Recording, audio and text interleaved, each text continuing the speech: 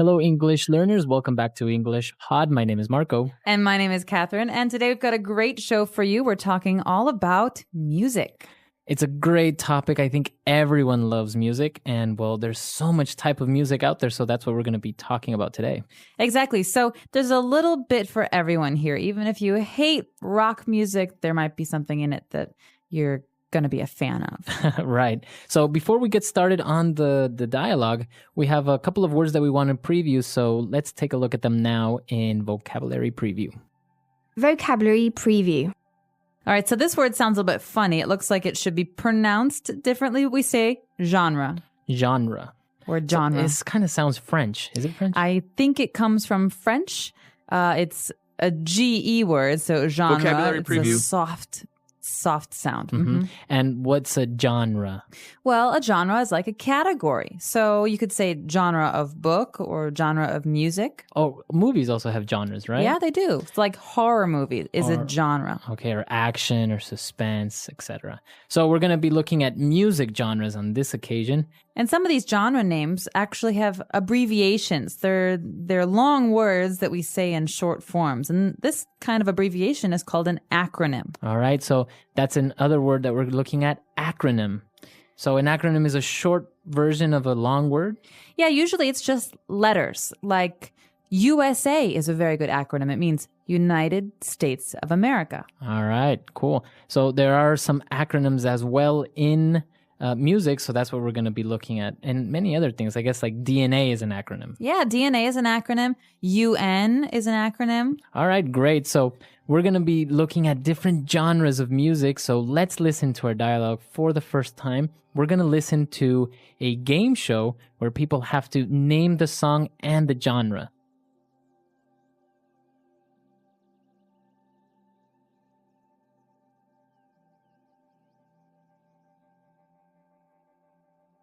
Welcome back, music lovers, to I Love That Song, the game show where we test your musical knowledge to the extreme. Let's get started. Team A, guess this tune. I'm carrying your love with me. Carrying Your Love with Me by George Strait. The genre is country music. You're right. 100 points to Team A. Now for our next cut. All night long, let me see that thong. Thong song by Cisco. I believe the genre is R&B. 100 big points for Team B. For all of our viewers, the acronym R&B stands for Rhythm and Blues. On that note, DJ, play our next song. It's just the radio. Superstar by the Carpenters. And the genre? Adult contemporary? That's right, 100 points. Uh-oh, that sound means it's double or nothing. The songs are more difficult and the points are doubled. Let's hear our next song. Too Easy. That song is Kingslayer by the Finnish power metal group Nightwish. You are correct. Very impressive, Team A. Other example. And it seems we have a tie. It's time now for the tiebreaker round. Each team will be played 3 songs, and they must tell us the genre of each song in less than 5 seconds. Team A, are you ready? Ready. Let's hear it.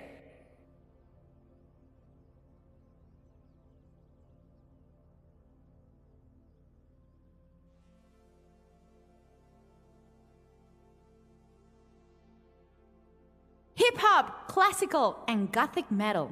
You're right. Team B, the pressure is on. If you get all of them right, we will move on to sudden death. If you miss one, you lose. DJ, let's hear it. Whatever comes naturally. I like your walk, talk, stop.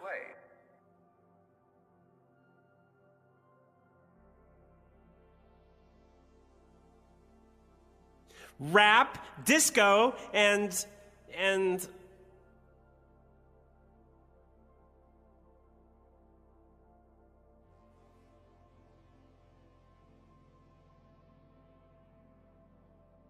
fun show, Marco. I kind of think I'd be good at this kind of game. I might win big. Well, there were a lot of different types of genres in there and a lot of different music. I don't know, maybe not very popular. Like, for example, country music. I don't know if many people outside of the United States actually know about this. Well, there might be different kinds of country music, but, in America, one of the most famous country musicians is Garth Brooks. And even if I didn't like his music, I grew up hearing it everywhere. But you don't like it? It's one of those things that I like some kinds of country music, but it's a huge genre. That means there's lots of different kinds of music within country. All right. Well, let's take a look at more of these genres and now in Language Takeaway. Language takeaway. All right, so we talked about country music. Yeah. Now, this is mostly in the United States, right? And the South especially, because there's a long tradition of country music in the southern United States. So it's very characteristic to have guitars and A little bit of twang, maybe. twang. What is twang? It's a way of saying a word. So I could say, I'm from Texas, or I could say, I'm from Texas. That's twang. That's twang. So kind of like an accent, a southern accent. Yeah. So Garth Brooks has a famous twang. I got friends in love. That's a very famous song of his where he's twangy. Very southern. Yeah. All right, so we have country music, and then we saw another genre, which is R&B. Okay, this is a little bit more up my alley. That means this is more of an interest All right. of mine. Yeah. And R&B is an acronym for... Rhythm and blues. All right, so the R&B that we know now, what would be some examples of those artists? Well, a really famous artist is John Legend, who's been touring the world with his new album, and that kind of music is R&B. So we're talking about a kind of music that mixes jazz traditions with rhythm. So that means drums and bass. Okay. Dum, dum, Right. dum, dum. That's rhythm. So you have rhythm and blues. So like the name says, R&B, very popular nowadays. Oh, and then we moved on to something heavier, something more like rock style, which is metal. Metal. Okay, I'm not really sure why they call it metal, but metal is a very, very popular kind of music. So it divides into different categories, right? In this song, we saw that it was power metal. Yeah. But you also have like heavy metal. Well, because metal is such a broad category, it's a big category. Yeah. It's hard to say what certain groups are unless you're really a fan and you follow. But there are many different kinds of metal out there. And so if you're interested, I would check it out on Wikipedia. Yeah, or let us know if you know what's the difference between power metal and gothic metal and electronic metal. So there are so many different types now. But moving on to our next genre, we also saw something that everyone probably knows nowadays, and that's hip-hop. Yeah, hip-hop is a great, great, and very interesting kind of music. It grew out of a lot of people who were listening to jazz in the late 80s, especially in New York, I think, Brooklyn. And it's kind of interesting in the sense that you take these old records, these old vinyls, and you slow everything down. Right. So you change the speed. So a normal song goes from down, down, down, down to down, down, down, Yeah. down. And then you had like some bass in there. Yeah, exactly. And then some lyrics, and you have yourself something like hip-hop. So a very famous hip-hop artist nowadays would be 50 Cent. Yeah. Or, for example, also Nelly, right? Another famous hip-hop artist. Yeah. So we have hip-hop, and, well, it's kind of similar, I don't know, very similar to rap almost.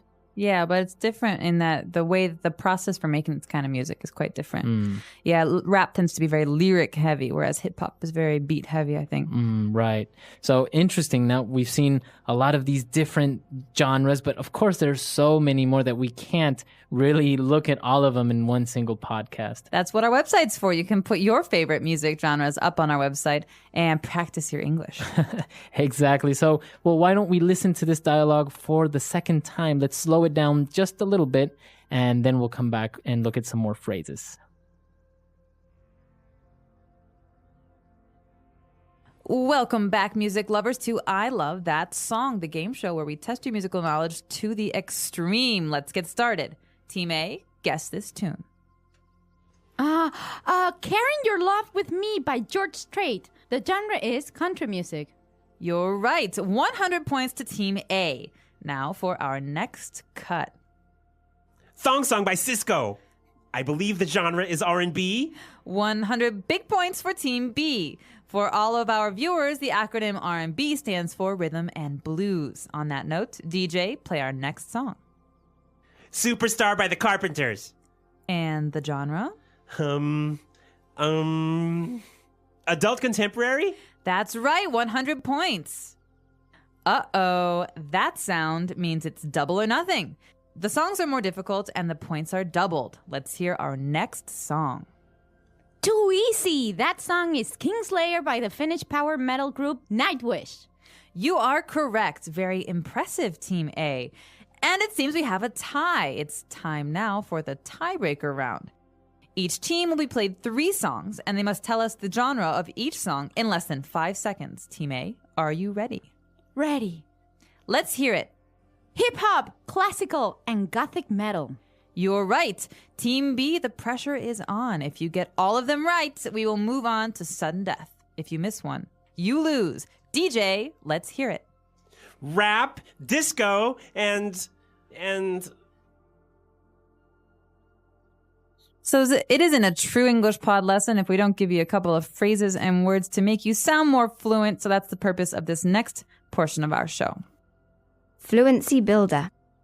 Okay, so the phrases that we're going to look at now on Fluency Builder are the ones that we saw in the dialogue, but we can use, of course, outside of music or outside of a game show. And there was an interesting one that he mentioned when he said double or nothing. Double or nothing. It's double or nothing. Well, this is an interesting phrase because it, I think, comes from gambling and betting. Mm-hmm. Yeah, so it's a way for us to say, well, you could double your money, but if you have a bad answer, if you lose this round, you don't everything. get anything. Right. Yeah. So I guess, you do see a lot of people say maybe they're betting or they're playing a game. That person loses and says, okay, let's go double or nothing. So give me one more shot to win back my money. Right. So if I say, okay, Marco, you need to tell me the capital of Brazil, you have $50. If you get the answer right, you get $100. But if you get the answer wrong, you get 0. Right. That's double or nothing. All right. Interesting phrase. What else do we have?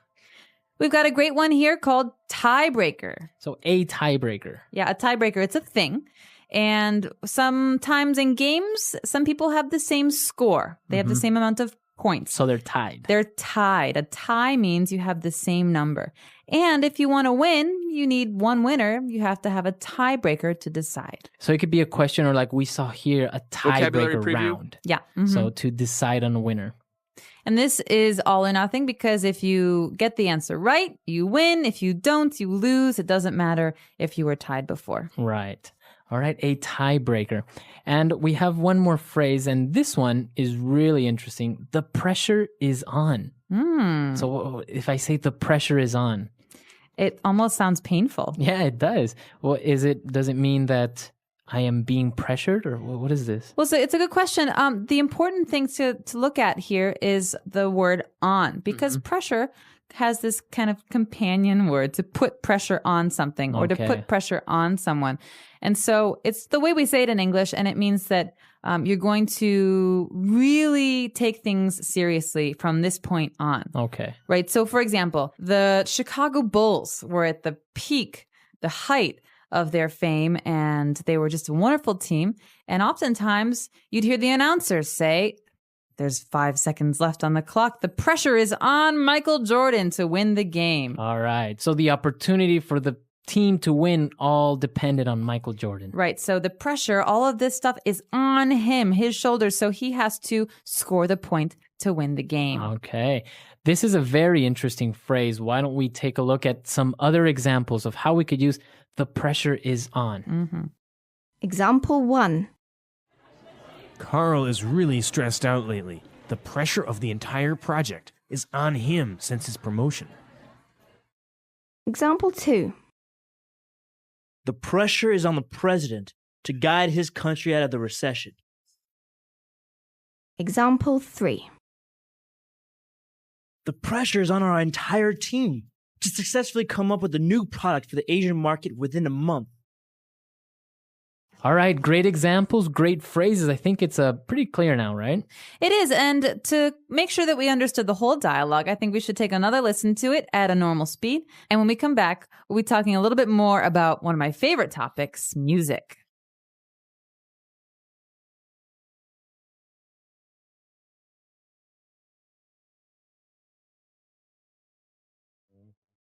Welcome back, music lovers, to I Love That Song, the game show where we test your musical knowledge to the extreme. Let's get started.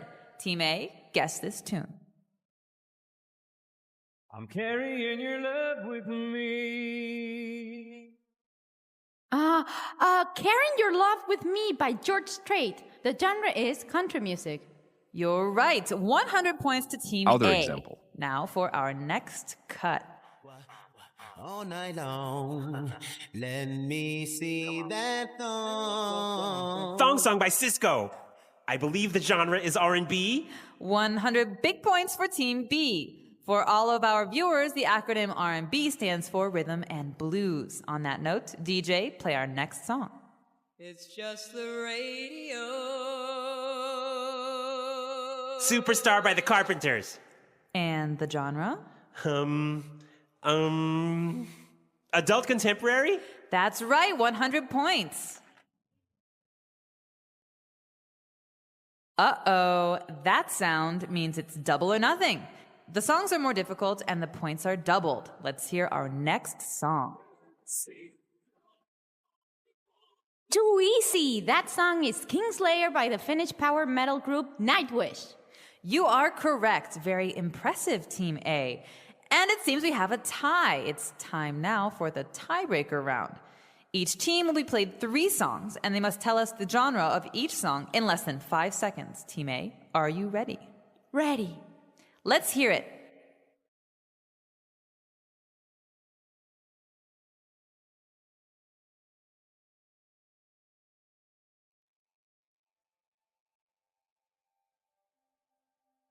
Hip-hop, classical, and gothic metal.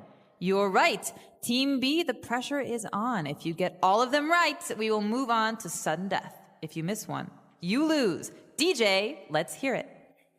Just do whatever comes naturally. I like your walk, talk, stop.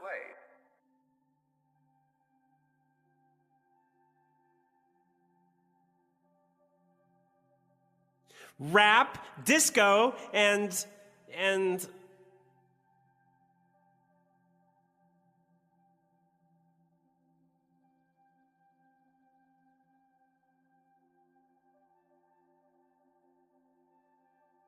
All right, so we have music, different music genres. Which one are you mostly into?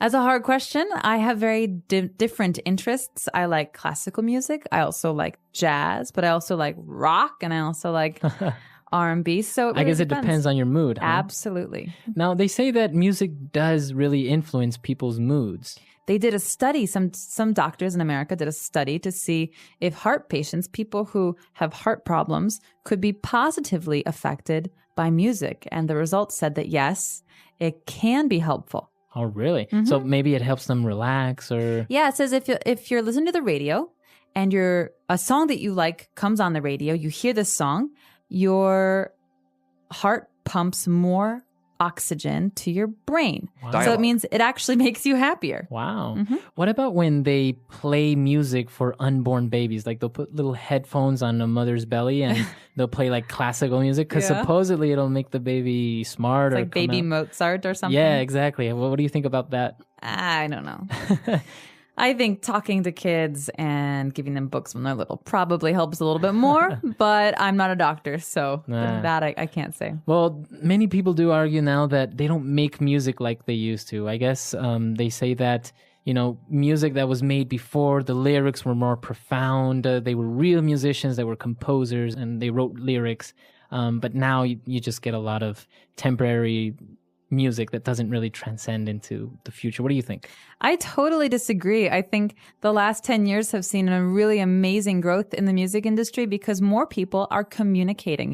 The internet allows us to hear all sorts of things from all over the world. And so we have great musicians who can listen to music from Mali and they can listen to music from India, and they have all these different influences that were not there before. And so I think it's the opposite. I think a lot of new pathways in music have opened up because of the technology evolution. Wow, interesting. Well, what do you guys think? Listeners, come to our website, englishpot.com. Leave your questions and comments and tell us what you think. Do you think maybe music has become better in the last decade, or do you think maybe it's not so good? Well, you do have bad artists, right? You always have bad artists. Yeah. So, it's the bad ones, they fade into history. You never hear from them again. So So come and let us know. And also, if you have any questions or doubts, you can leave them on the site as well. yeah, we're happy to answer any questions you've got. So let us know what you're thinking. All right, we'll see you guys there. And until next time. Bye, everyone. Bye.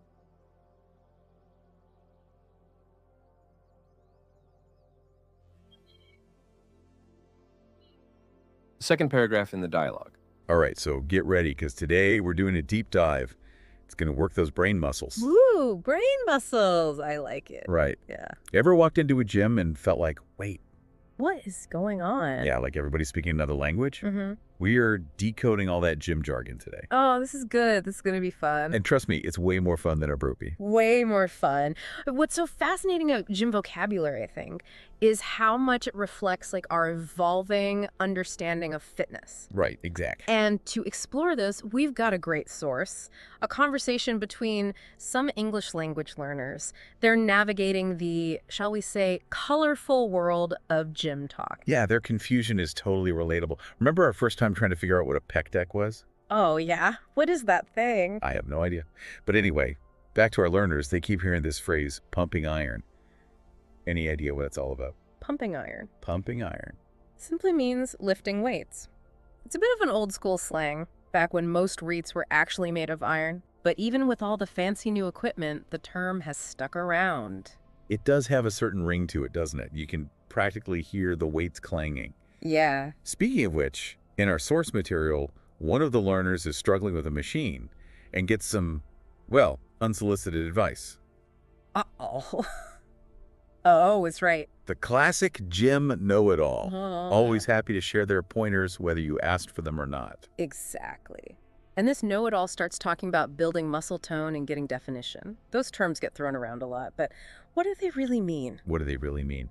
Well, muscle tone refers to how firm and tight your muscles are, even when you're at rest. Oh. It's that subtle definition you see, like how your arms might look slightly sculpted even without flexing. So it's not about being super bulky, but more about having that underlying strength and shape. Exactly. Think of it like this.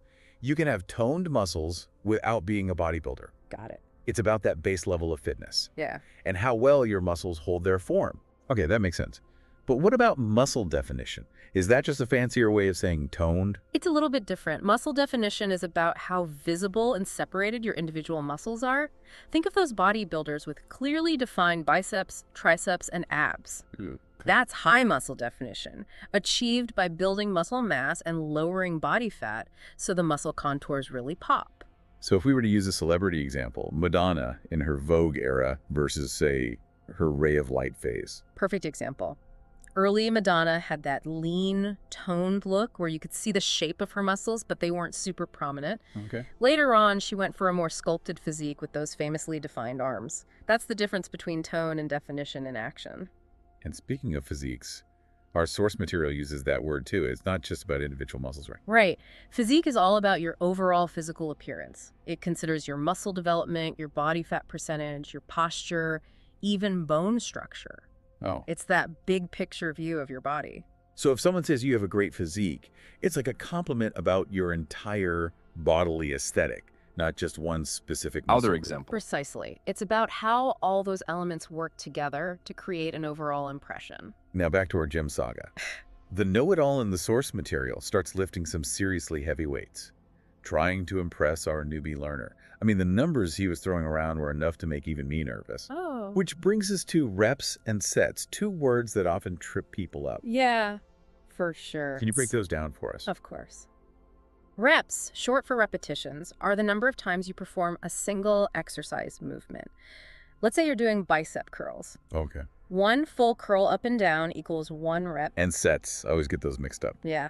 A set is a group of those reps done consecutively. Okay. So if you do 10 bicep curls, take a break, then do another 10, that's 2 sets of 10 reps. Gotcha. It's about organizing your workout and tracking your progress over time. Got it. It's like a chapters in a workout book. Each set is a distinct chunk within the overall story. Now, this is where our gym scenario takes a hilarious turn.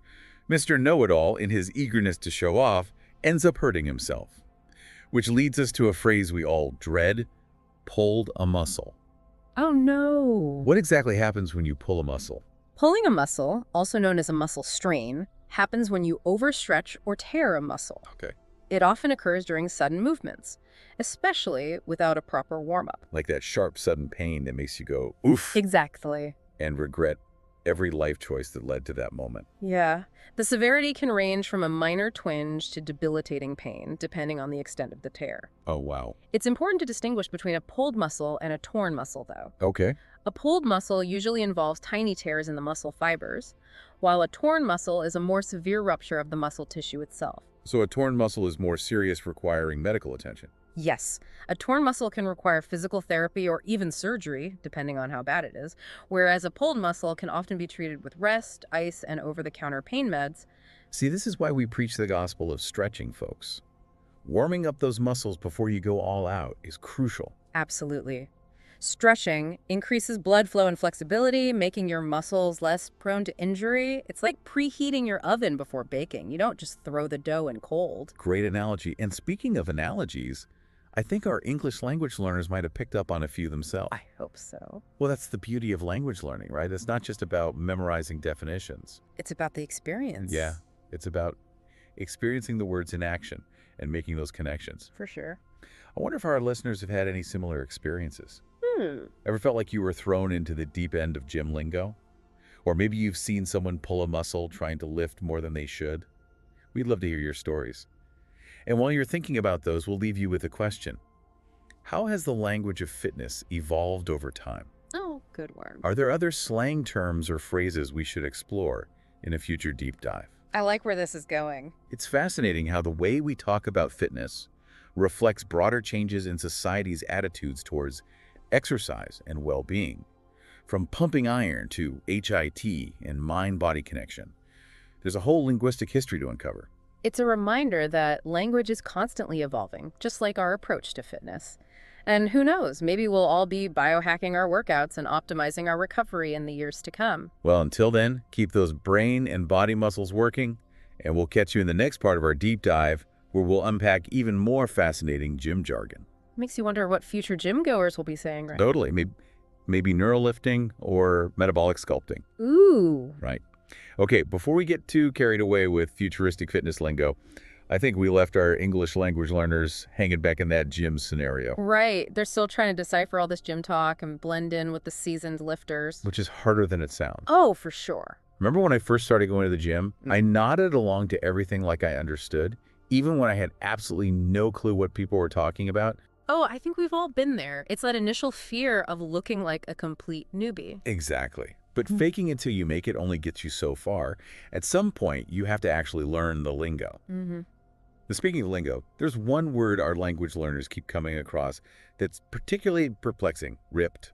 Ripped. Ripped. Ripped is a great example of how gym slang evolves. It basically means having very low body fat and highly visible muscle definition. Like, think of those action movie stars with veins popping out everywhere. Yeah, the ones who look like they were sculpted from granite. I'm not sure ripped is the word I'd use to describe my current physique. More like comfortably cushioned. Well, we all have different fitness goals. But back to ripped, it's interesting how the term has gone beyond just describing a physical state. Oh. It's now used to express admiration or approval, like that new song is ripped. Oh, interesting. Yeah. It's like how we use jacked or shredded. Yeah. Words that were originally about muscle definition, but now have a broader meaning of being impressive or powerful. Exactly. It shows how language from a specific subculture like the gym can infiltrate mainstream language and take on a new life. It's kind of like how marathon isn't just about running anymore. It can describe any long, arduous task, like I just finished a marathon of grading papers. Precisely. And this cross-pollination of language is constantly happening, especially as fitness culture becomes increasingly integrated into our lives. It makes you think about all the different ways we use gym-related words to motivate ourselves or describe everyday experiences. For sure. Like saying, I need to hit the gym, when you really mean you need to tackle a challenging project or clear your head. Yeah. Or I'm feeling pumped. Not necessarily from lifting weights, but from excitement or anticipation. Uh-huh. Oh, and my personal favorite, I'm going to crush this presentation. There you go. Yeah. It's all about borrowing that gym mentality of strength, determination, and pushing yourself to the limit. And who knows, maybe by using these metaphors, we're actually tricking our brains into being more productive, like a mental workout disguised as everyday language. Now that's a fascinating thought. It would be interesting to explore the psychological effects of using fitness language and non-fitness contexts. Maybe that's our deep dive for next week. But for now, let's bring it back to our listeners. We've been throwing around a lot of gym jargon today, and I'm curious to know, what are some of your favorite fitness-related terms? Or maybe some that you find particularly confusing or amusing. We'd love to hear your thoughts. And while you're mulling that over, we'll leave you with a final thought. How has gym language impacted the way you think about fitness, or even your own body image? It's a powerful question to consider because words have a way of shaping our perceptions, both positive and negative. So as we wrap up this part of our deep dive, remember that language is a powerful tool. And whether you're a gym enthusiast or just starting your fitness journey, being mindful of the words we use can make all the difference. It's like that saying, the limits of my language are the limits of my world. Maybe by expanding our fitness vocabulary, we're also expanding our possibilities for how we approach like movement and well-being. I love that idea. It's a reminder that words aren't just labels. They can be tools for transformation. And speaking of transformation, I think our English language learners from the gym scenario have had quite a vocabulary workout today. They've gone from feeling intimidated by all the jargon to actually using it to understand and participate in gym culture. Which is a huge win. It's proof that even the most daunting language barrier can be overcome with a little effort and a sense of humor. And a willingness to embrace the absurdity of it all. Let's be honest, some gym lingo is just plain funny. Totally. Like beast mode. I mean, who actually turns into a beast at the gym? But it's a fun way to capture that feeling of pushing yourself beyond your limits. Exactly. And that's what makes language so fascinating. It's not just about being accurate. It's about expressing emotions, creating connections, and sometimes even having a good laugh. So as we wrap up this deep dive into the world of gym vocabulary, we want to leave you with a challenge. Okay, I like it. Next time you're at the gym, or even just out and about, pay attention to how people use fitness-related words and phrases. Ooh, good idea. Do you notice any trends, any terms that make you chuckle, any that inspire you to move your body?